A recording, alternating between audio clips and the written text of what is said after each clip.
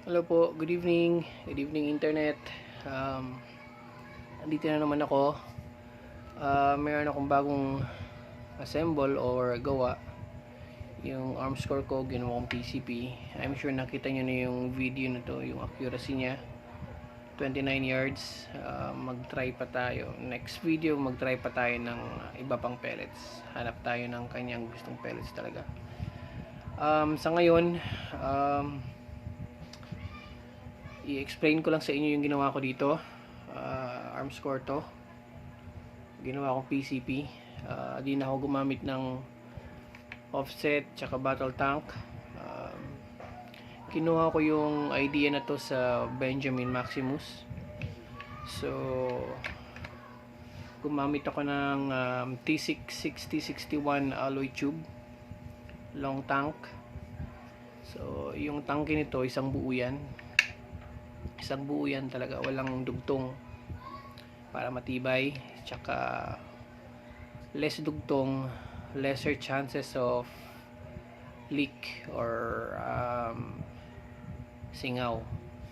So sa ngayon, ito siya, meron siyang laman na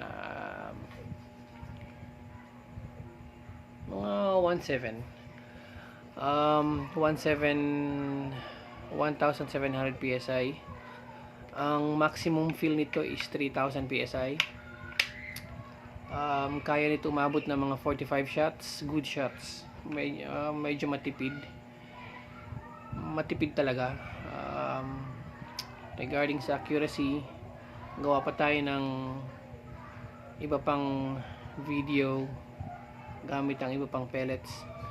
So tulad ng sinasabi ko, T6 6061 alloy tube tank, and then dinagdagan ko siya ng mga pin or bolt para mas lalong tumibay. So nag-reinforce yung yung firing valve niya or valve housing niya is ni-reinforce ko. Nilagyan ko ng dalawang pin dito, isa tsaka sa kabila dalawa. So bukod dun sa pin dito sa taas na 6mm tsaka sa ilalim na 6mm, meron pa siyang additional reinforcement dito na safety pins para mas matibay. Tapos itong kanyang end cap dito, ito ay threaded. Medyo malaking thread. Ayoko ng maliliit kasi prone yun sa aksidente. Gusto ko yung malalaking ngipin ng thread para matibay. So yun lang. Tapos kung mapapansin nyo, pinaiklian ko yung yung receiver nya para mapaatras ko siya ng konti. Yung kanyang pellet tray mapaatras ko, at the same time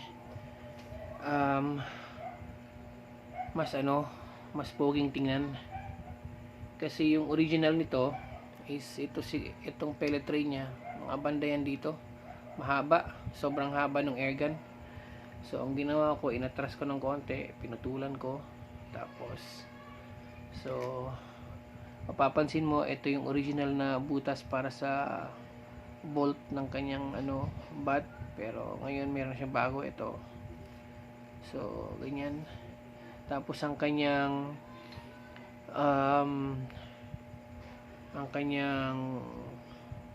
trigger nito is hindi na yung stock. Gumawa ko ng sarili kong design ng trigger. Bali parang 2-stage siya. Safer, tsaka mas malambot ang trigger. 2-stage na to. So yan, gandang tingnan, para talaga siyang Benjamin Maximus. So pwede ko rin ibenta to for 13,000 pesos lang. Murang-mura na para sa isang PCP. Unregulated 3,000 PSI, maximum na 3,000 PSI, and matibay na matibay at magaan. So kontakin nyo ako 13,000 pesos lang po PCP.